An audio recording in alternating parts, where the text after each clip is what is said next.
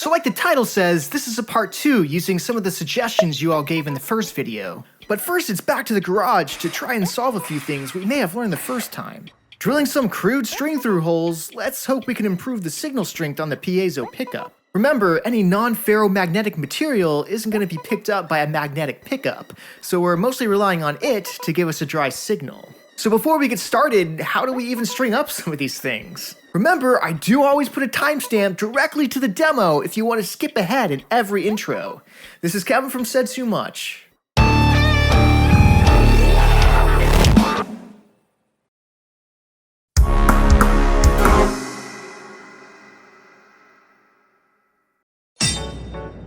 So the biggest puzzler was the rubber tubing, which is used for slingshots or exercise equipment, basically a giant rubber band.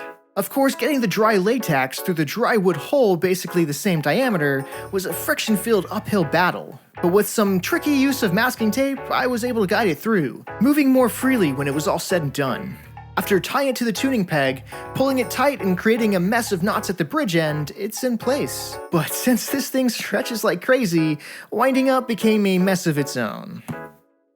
Now for any of you in the dark about any other stringed instruments other than guitar like I was, cello strings almost look like normal guitar strings. But in closer inspection, you see that it's flat wound, and it had a weird feel like it couldn't bend as much but contorted much more easily. The ball end was a little smaller than a bass guitar string, so I just stuck a hex wrench through it. Seriously, I have so many of these things being thrown in for free when buying parts and instruments. The fishing line was the easiest. Tie it to a ball end, tie it to a tuning peg, like we've done before.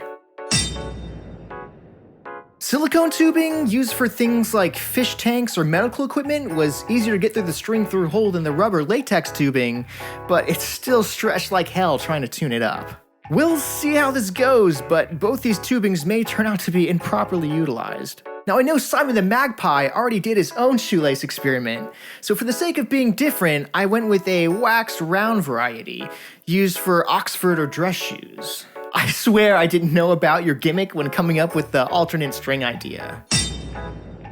Lastly, the nylon acoustic string has been a reason why a lot of electric acoustic guitars have a piezo in the first place, so I thought it appropriate to try one on our own piezo, so we can compare or use as a control, if you will. The ball end is just a little plastic cap over a knot, so I slid a bigger baseball end onto the string to keep it from slipping through the hole. The shoelace and silicone tubing are just simply knotted at the bridge end, and all three held in place on the tuning pegs from friction alone.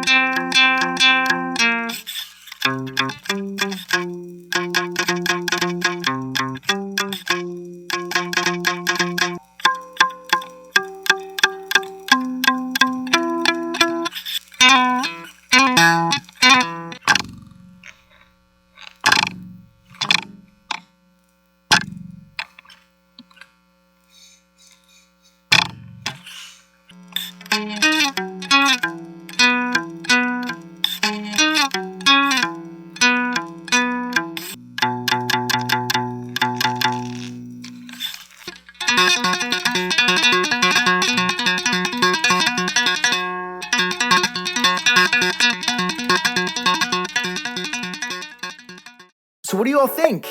Any improvements from the last two sets in the first video? Any surprises on what worked or what didn't?